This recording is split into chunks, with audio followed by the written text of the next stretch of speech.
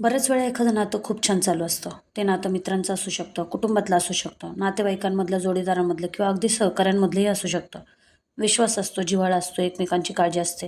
पण ज्या क्षणी त्या नात्यामध्ये पैशाचा विषय येतो, तेव्हा हळूहळू तणाव सुरू होऊ लागतो. आणि मग लोक म्हणतात, पैशामुळं नातं बिघडलं. पण खरं सांगायचं झालं तर एक परखड सत्य आहे. नाती पैशामुळे कधीच तुटत नाहीत हां. नाती पैशामुळे बदललेल्या वागण्यामुळे तुटतात.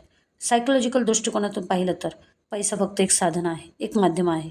पण पैसा आला की कधी-कधी माणसांच्या डोक्यामध्ये ना काही बदल होऊ लागतात. कधी तुलना सुरू होते, अहंकार वाढतो, कंट्रोल करण्याची इच्छा वाढते, निर्णय घेण्याचा अधिकार फक्त माझा अशा पद्धतीची भावना तयार होते आणि इथूनच नात्यामध्ये एक अदृश्य अंतर तयार व्हायला लागतं. कारण एक गोष्ट नेहमी लक्षात ठेवायला हवी.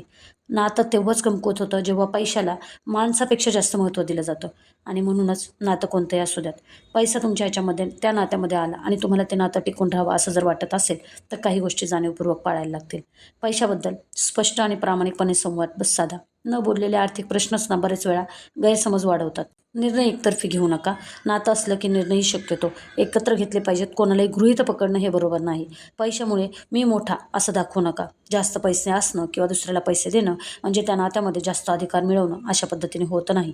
प्रत्येकाच्या योगदानाची कदर करा. कोणी पैसा देते, कोणी वेळ देते, कोणी आधार देते. ते नातं या सगळ्या गोष्टींमुळे टिकले.